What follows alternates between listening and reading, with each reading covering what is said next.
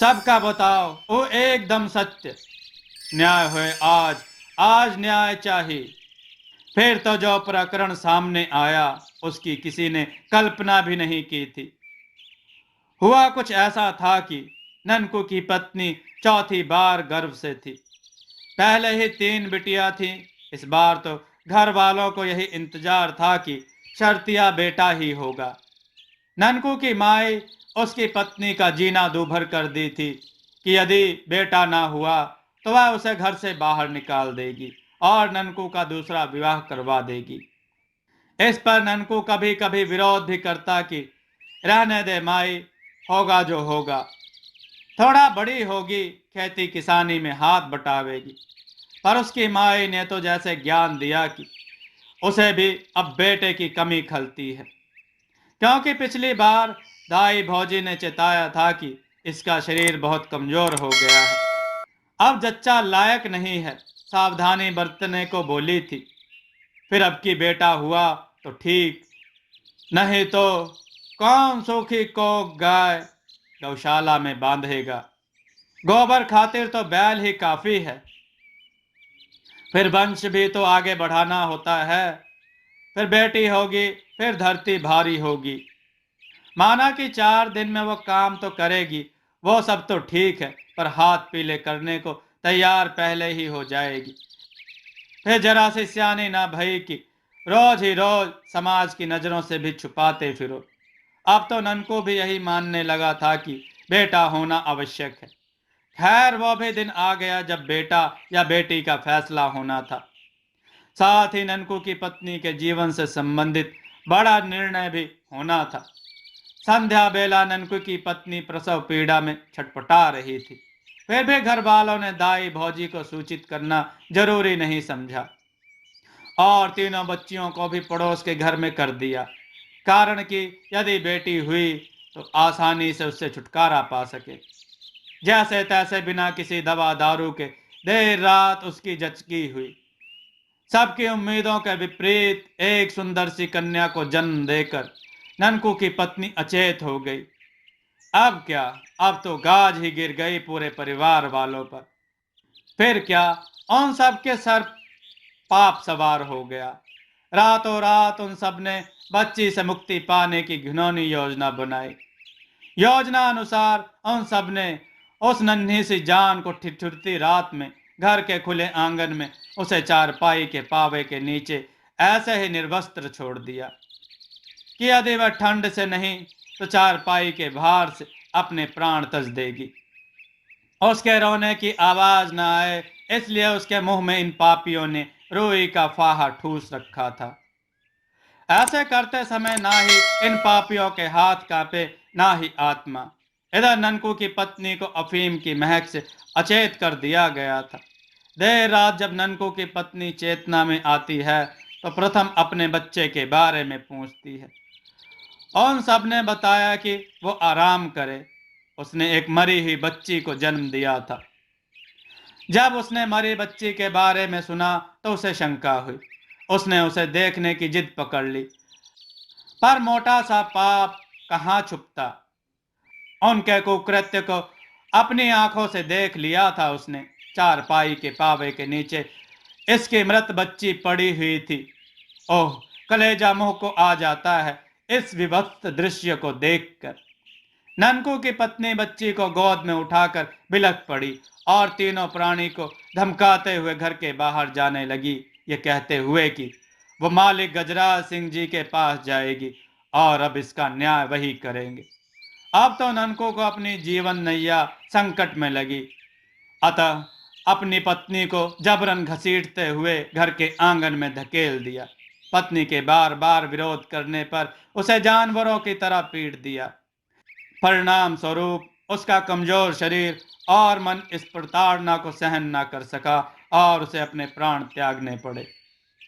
प्रातः सबको इन माँ बेटे की अकस्मात मृत्यु की खबर देकर दहाड़े मारकर घड़ियाली आंसू बहाए गए।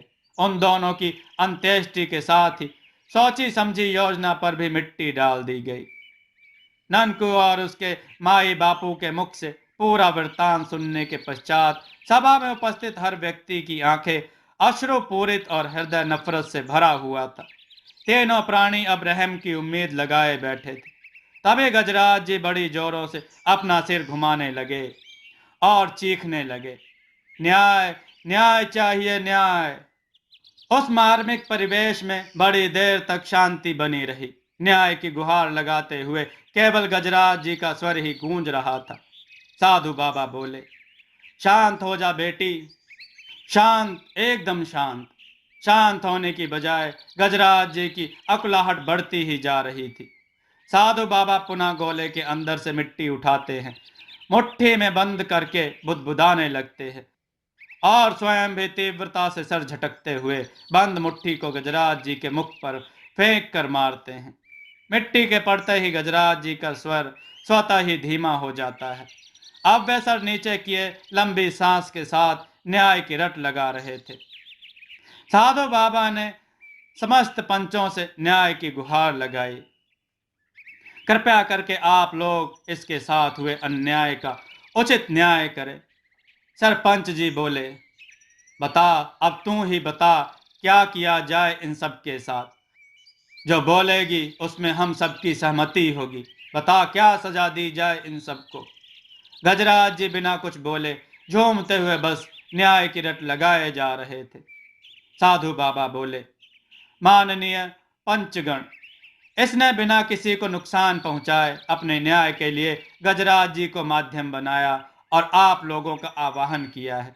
इसमें इतनी शक्तियां पहले से ही थी कि यदि ये चाहती तो सीधा ननकू और उसके परिवारजनों का अहित करते हुए अपने व अपनी बेटी के साथ हुए अन्याय का बदला पूर्ण कर सकती थी। लेकिन इसने ऐसा कुछ भी नहीं किया। शायद इस मार्ग को अपनाकर वो महज अपना ही नहीं वरन उन सभी को चेताना चाहती है जो इस प्रकार का कृत्य करते हैं या करने की फिराक में हैं। इसलिए उचित यही होगा कि आप सभी सर्वसम्मति से न्याय का निर्धारण करें, जो मात्र ननकू ही नहीं पूरे समाज के लिए न्याय पाठ हो। यदि इसका प्रयोजन पूर्ण हुआ तो यह स्वयं ही बिना अहित किए गजराज जी को मुक्त कर देगी। बड़ी देर तक पंचों के मध्य कानाफूसी होती रही। आखिरकार सर्वसम्मति से निर्णय लेते हुए सरपंच जी भी सभा मध्य आते हैं। गजराज जी से अनुरोध भरे धीमे स्वर में आग्रह करते हैं कि हम सब ने निर्णय तो ले लिया, यदि तुझे सही लगे तो गजराज जी को मुक्त करते हुए सबका कल्याण कर, अन्यथा तेरी जो भी इच्छा हो जाहिर कर, हम सब उसे पूर्ण करने का प्रयास करेंगे। गजराज हम हूं करते हुए वही न्याय की गुहार दोहराए जा रहे थे। पुनः सरपंच जी अपने परिचित अंदाज में बोलना आरंभ करते हैं। ननकू और इसके परिवार ने सोची समझी योजना के तहत अपनी नवजात संतान और पतोह की हत्या की है, जिसे इन सब ने सबके समक्ष स्वीकार भी किया है। अतः सर्वप्रथम तो इन सबको अपने समाज से बहिष्कृत किया जाता है। आज से इनका इसके समाज से हुक्का पानी बंद। किसी भी सामाजिक आयोजन में उनकी उपस्थिति निषेध है। दूसरे, आज से गांव में जब भी कोई कन्या का जन्म होगा उसमें ये समस्त परिवार जाएंगे और घुटने के बल आकर स्वयं को जूतों से पीटेंगे, जिसके साथ बराबर ये वाक्य दोहराने होंगे, हे देवी, हम पापियों का कल्याण करो, हमने पाप किया है, हमें माफ कर दो। और यही प्रक्रिया इनका परिवार तब भी दोहराएगा जब गांव में किसी भी बेटी की बारात आएगी। बारातियों के समक्ष ये सब परिवार क्षमा याचना करेंगे और अपने गुनाह को स्वीकार करेंगे। गजराज जी के यहाँ इनके पुश्तैनी मजदूरी के हक से भी इन्हें पूर्णतः बेदखल किया जाता है। अब इनका जीवन गांव वालों की कृपा पर निर्भर करता है। शादी, तीज त्योहार पर सबके घर से मिले जुले साधन से ही इन्हें जीवन निर्वाह करना होगा। यह किसी के घर नहीं जा सकते, किंतु तरस खाकर कोई भी अपनी स्वेच्छा से एक निश्चित सीमा तक इनके यहाँ जीव को पार्जन हेतु दान कर सकता है। यह पंचायत हर पल इन्हें शर्मिंदगी का एहसास कराते हुए जीवन पर्यंत एक अपराध बोध जीवन जीने की सजा का आदेश देती है। चूंकि तीनों अबोध बच्चियां किसी भी प्रकार से कसूरवार नहीं हैं, अतः वे उक्त नियमों से मुक्त हैं। पंचायत उनकी परवरिश व विवाह का जिम्मा उठाती है, जिसमें गांव का कोई भी व्यक्ति इसमें अपना सहयोग दे सकता है। इतना बोलकर सरपंच जी गजराज जी की ओर मुड़कर पूछते हैं, अब बता तेरा न्याय हुआ कि नहीं? अभी अब तो मुक्त होगी ना? गजराज जी की आंखों से आंसुओं की धारा फूट पड़ी, साथ ही जोर से ठहाके लगाकर हंसने भी लगे। ठहाकों की गूंज इतनी तीव्र थी कि वहां पर खड़े सभी लोगों के शरीर से कंपन उत्पन्न हो गई। गजराज जी का शरीर पेड़ के पत्ते की तरह थर थर कांपने लगा। एक तीव्र ऐंठन के साथ वे कराह उठे। उसे कराहती आवाज में कुछ ना कुछ बड़बड़ाते रहे, जिसमें मात्र इतना समझ आया कि अबे तो और रोबा ननकू, और रोबा। हमारा श्राप है तुझे, तू हमेशा निर्बंस ही रहेगा। गजराज जी का शरीर मछली की भांति छटपटाने लगता है। मार्मिक कराह के साथ वे सन्न जमीन पर पड़ जाते हैं और शरीर से एक मध्यम दूधिया प्रकाश निकलकर पुराने नीम के पेड़ की सबसे ऊंची शाख पर जाकर विलुप्त हो जाती है, जिसका साक्षी पूरा गांव होता है। ननको व उसका परिवार शर्मिंदगी के बोझ से सर झुकाए अपराधी की भांति अपने किए का प्रायश्चित करने के लिए खड़ा था। साधु बाबा हफ्तों गजराज जी के घर रुके रहे, जब तक कि साधु बाबा के इलाज से उनके अचेय शरीर में चेतना नहीं आ गई। वे शीघ्र अपने पूर्व अवस्था में आ तो गए, पर उन्हें पिछला कुछ भी याद नहीं रहा। वे तो सबको अपनी बहादुरी की कहानियां बताने में लगे रहते कि भैया कैसे उन्हें चुड़ैल मिली थी और उन्होंने उसे गांव आने से पहले ही भगा दिया। उनकी बातें सुनकर सब मुस्कुरा उठते। काफी दिनों बाद जब वे पूर्णतः स्वस्थ हो गए, तब उन्हें सत्य से अवगत कराया गया। इस घटना को गुजरे काफी समय हो गया। जिस नीम के पेड़ पर चुड़ैल की रोशनी विलुप्त हुई थी, उस पेड़ पर आज भी हर मौसम हरियाली बनी रहती है। यहाँ तक कि पतझड़ में भी उसकी पत्तियां पीली नहीं पड़ती।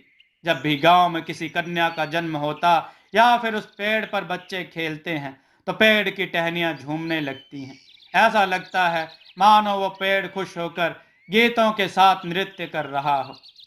गांव की किसी भी बेटी का विवाह होता तो उस नीम के पेड़ की पूजा को लोग शुभ मानते हैं। बिना उस नीम के पेड़ से भेंट कराए बेटी विदा भी नहीं होती। बेटी विदाई के ऐसे क्षणों में पेड़ की टहनियों में अजीब सी चरमराहट होने लगती है, जो किसी के रोने का आभास करवाती है। उस समय ऐसा प्रतीत होता है कि कोई माँ अपनी बच्ची को विदाई दे रही है। दोस्तों, आपको यह कथा कैसी लगी? अपने विचार और सुझाव कमेंट में जरूर दें। हमारी कथाओं को लाइक करें, हमारे चैनल को सब्सक्राइब करना न भूलें। हमारी कथाओं को शेयर जरूर करें, जिससे लोगों को अच्छा ज्ञान प्राप्त हो। जय श्री राम भक्तों।